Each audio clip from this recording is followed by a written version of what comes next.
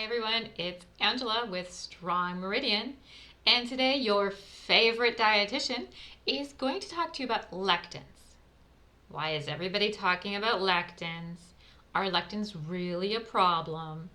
What's the root cause if lectins are really a problem? Hint, hint, lectins aren't really the problem, so stay tuned if you're going lectin free.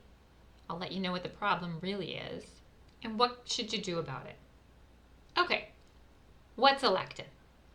Lectin is simply a type of protein found in legumes.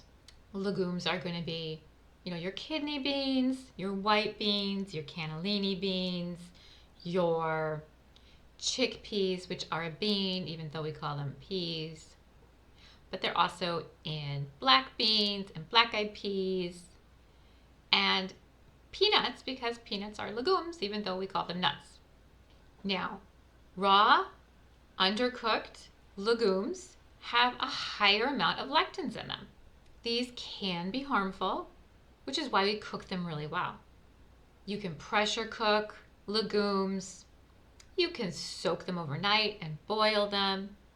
You can even soak them and ferment them. All of these cooking methods decrease the amount of lectins in legumes.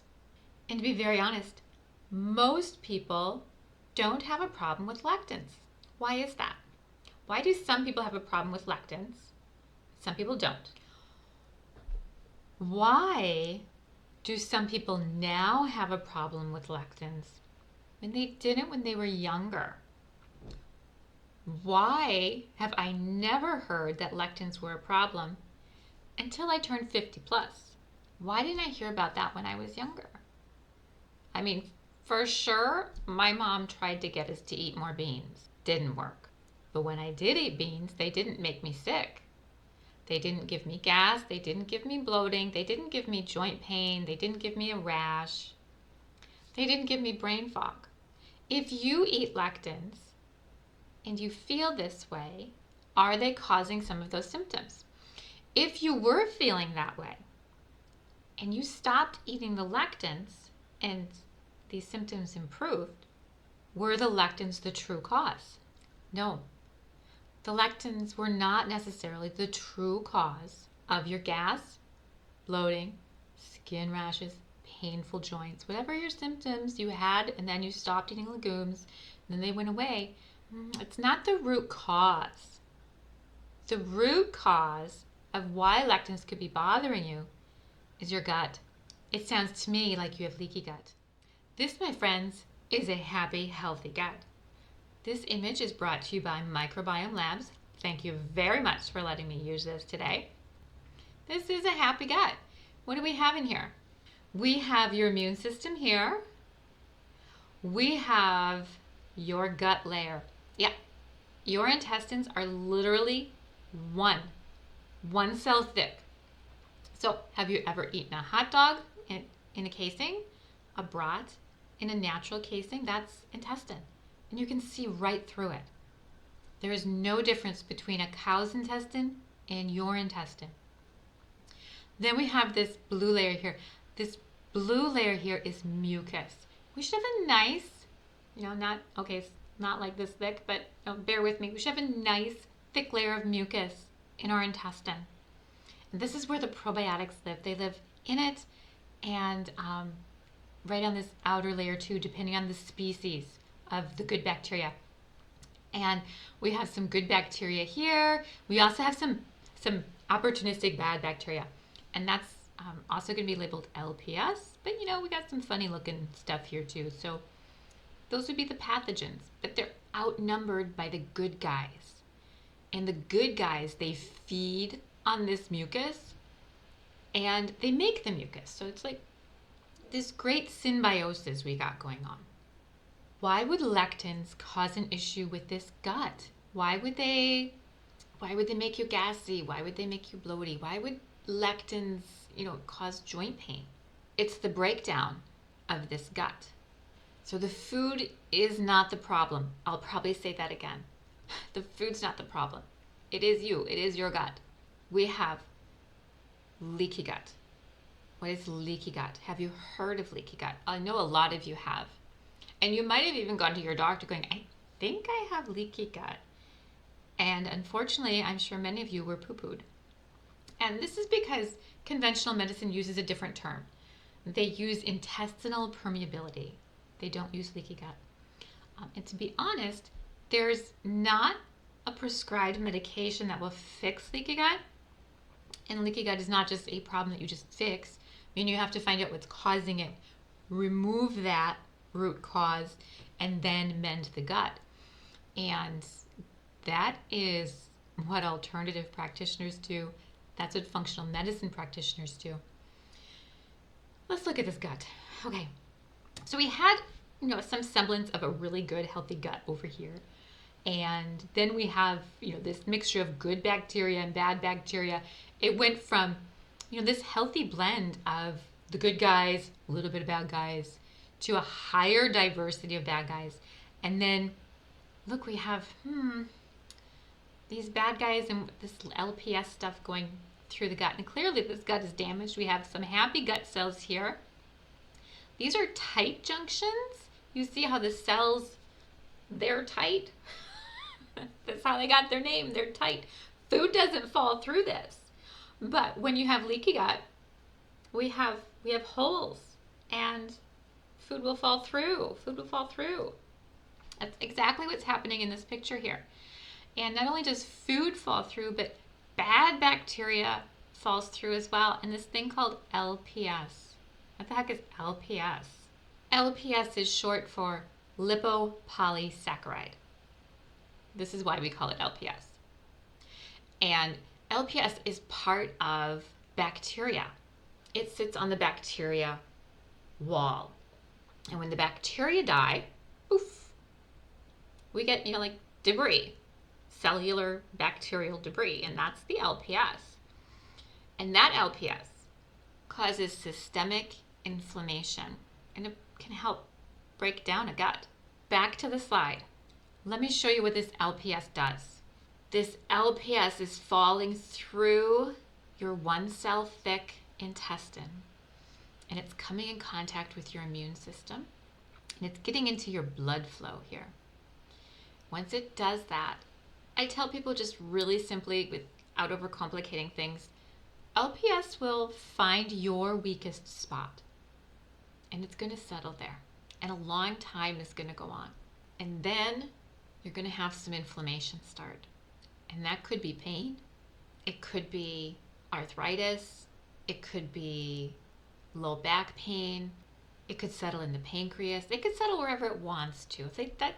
I kind of say this is where the genetics come in. Wherever you're the weakest, LPS is going to find it, and it's going to sit there. It's kind of just going to fester. That's how I explain it. And it's going to cause disease, which is why we don't want this leaky gut. Now, something that happens in leaky gut is, food particles fall through. This means we're going to get food sensitivities. As food falls through the cracks, it's going to also trigger inflammatory reactions. And that's an immune reaction. And now we can develop food allergies. We can develop food sensitivities. And more people have food sensitivities, which you can fix. You can recover from a food sensitivity. Food allergies are more difficult to overcome. Most people can overcome a food allergy. It's just a lot of work. But you can repair the leaky gut, and then your food sensitivity goes away. So back to lectins. What does this mean for lectins? This means if you ate beans as a kid and you had absolutely no problem with them, and suddenly fast forward 30, 40 years, and now you have more food sensitivities. Maybe you have brain fog, a runny nose, a puffed up gut. Maybe you have trouble digesting your food. Maybe you have just a little bit more gas than you ever had before. Maybe you're having some sleep issues. Maybe you're belching. Maybe you have skin issues. Maybe your skin isn't as bright and clear as it used to be. Maybe it's turned ruddy. Maybe it's turned bumpy. All of these can be signs of leaky gut. If you're having more food sensitivities, it's not the food's fault. It's your gut. And yes, some foods do cause leaky gut. Let's go over the root cause of leaky gut. Here they are. Gluten. Ugh, that pains me. It pains me to say it. Gluten. This comes in wheat, rye, and any wheat. I should say any wheat. Like kamut, spelt, so the old wheat, the ehorn wheat, the new wheat, they all have gluten in them. And this can cause inflammation in the body because gluten will help break down the gut. Now, to be fair and really honest, I really don't think gluten should be the issue. God gave us gluten. Mother Nature gave us gluten. Whoever you're looking at there, God gave us grains. It was man who altered them. If we can get back to its original source without the toxins on it, without it being dramatically hybridized, I think we can get back to a safe wheat and safe gluten source. I mean, look at the people who knowingly have food sensitivities and they travel to Europe and they can eat the food there and not have a problem. So it's the American food source. It's the American gluten. And as long as Europe maintains their control over number 2, glyphosate, I think the gluten in most countries over there should be safer. Now, glyphosate. Why do I put glyphosate here as being a root cause of leaky gut? That's because it's a herbicide and it's also an antibiotic. Did you know that? It's an antibiotic, which means it kills bacteria, which means it kills your bacteria too. Mine as well, let's be fair. It doesn't matter if you're ingesting it, it's killing your bacteria too. And we need our bacteria, our healthy bacteria, to maintain a healthy biome, to maintain that healthy mucus layer. So remember, I told you that good bacteria, it feeds on the mucus layer and it makes that mucus layer. And the thicker the mucus layer, then the happier the gut. Well, glyphosate has been shown to kill beneficial bacteria. That's going to erode that mucus layer and eventually cause leaky gut. We have stress. Yeah. So when I explain the role of stress on the microbiome, I really just say, hey, when you're stressed, like you get in a car accident, which is, that's pretty stressful, your body poops out your good bacteria. Now, not all of it, to be fair, but out it goes because your cortisol went way up. When your cortisol goes up, your whole body chemistry changes. You go into the fight-flight mode, and this disrupts that pH in the gut, and poof, out go the good guys. Ideally, you only got in the car accident, and you're just fine. You survived. Maybe there was some damage, but you're fine. And then that cortisol level will come back down, and we're good. Our good bacteria can repopulate relatively quickly. But I know a lot of Americans who are under chronic stress. Are you one of them? Are you balancing a family and a job? Maybe the kids have after-school activities you're running to. Maybe you're also a member of the PTA or city council, and you have all these extracurricular activities instead of, I'm just going to be self-sufficient. I'm going to live on a farm and going to grow my own food. And I'm going to have pretty low stress. You're going to walk in nature every day. You're going to get the sunshine. You're going to wake up when you feel like it. It's kind of like you're retired. That would be great. I hear retired people tend to have less stress. But the people who are go, go, go and balancing and juggling all of these different things, that's chronic stress. Chronic stress will break down that gut. Medications. Now, these can be prescription medications. These can be over-the-counter medications as well. A big one, non-steroidal anti-inflammatory drugs, NSAIDs. You can reach for those over-the-counter. People will use them for joint pain, menstrual cramp pain, headaches, and just one dose will cause leaky gut. I'll see if I can find the study, and I'll try to link that if I find it. But yeah, you can look for the study. causes leaky gut. We know it does. That's okay. We're going to put that on the shelf. Leaky gut, which if you're a functional medicine practitioner, you know is really the root cause of all diseases.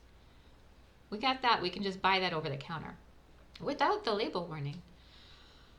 Okay, other medications that come to mind that cause dysbiosis of the gut, leading to then leaky gut. Birth control comes to mind. A big one, proton pump inhibitors and antibiotics. Now, antibiotics, a lot of people should think of that because we are purposely taking that to decrease the bacterial level in our body. And as a consequence, it's going to hurt the gut too. So that can cause leaky gut. Chemicals. To be fair, that goes right back up to glyphosate. But other chemicals, heavy metals, food dyes, a lot of different options here for chemicals. Alcohol. Yeah, sorry about that one. Alcohol can damage the gut. It increases our zonulin level, which means it's damaging the gut. Infections. Ooh, yeah. So, that's not our fault that we get sick. Lyme can be a big culprit. So if you've struggled with Lyme or know someone who's had Lyme, that can definitely affect the gut. But parasitic infections. Now, many people will have parasites. They're normal. They're ubiquitous. But when they get out of control, they can damage the gut. And then all of this causes dysbiosis, which is too much bad bacteria, not enough good, and that changes the whole pH in the gut, changes the whole outlook, and that causes leaky gut as well. So if you found that lectins are causing some of your joint pain, it's really the leaky gut. That's what you have to fix. Yes, avoid the lectins. Avoid any food that's causing you pain. Avoid any food that's causing skin rashes, runny nose, headaches, gas, bloating. It is your body talking to you. We just have to learn to listen to it, have to understand what it's saying. And if you're finding foods, I would say beyond dairy, because dairy can be dairy can have this genetic link to it. People just don't break it down. But if there's any other food that you're struggling with, leaky gut, you have to fix that. So you have to take away the offender, which in this case could be the beans and the lectins and the legumes, the peanuts. Take away all of those. If you're sensitive to legumes, chances are you're sensitive to other foods too. So get a good food sensitivity test panel. No, don't do IgG food sensitivity testing. There is scientific research showing that is not an appropriate test. So if you want to know an appropriate test, you can check out my website or go to a chiropractor who does ALCAT testing. Those are better food sensitivity testers. And get a good panel done. Know all the foods you need to avoid and start repairing the gut. How do I repair the gut? You can do bone broth every day, L-glutamine every day. I love to use a combination of marshmallow and slippery elm. That really helps calm down the inflammation while it helps repair the gut. You can use collagen. Specific probiotics will help repair the gut as well. There's a lot of options out there. So again, we'll wrap it up. It's not the lectins. It's your gut. You have to fix your leaky gut. I hope you learned something. Until we meet again, live vibrantly.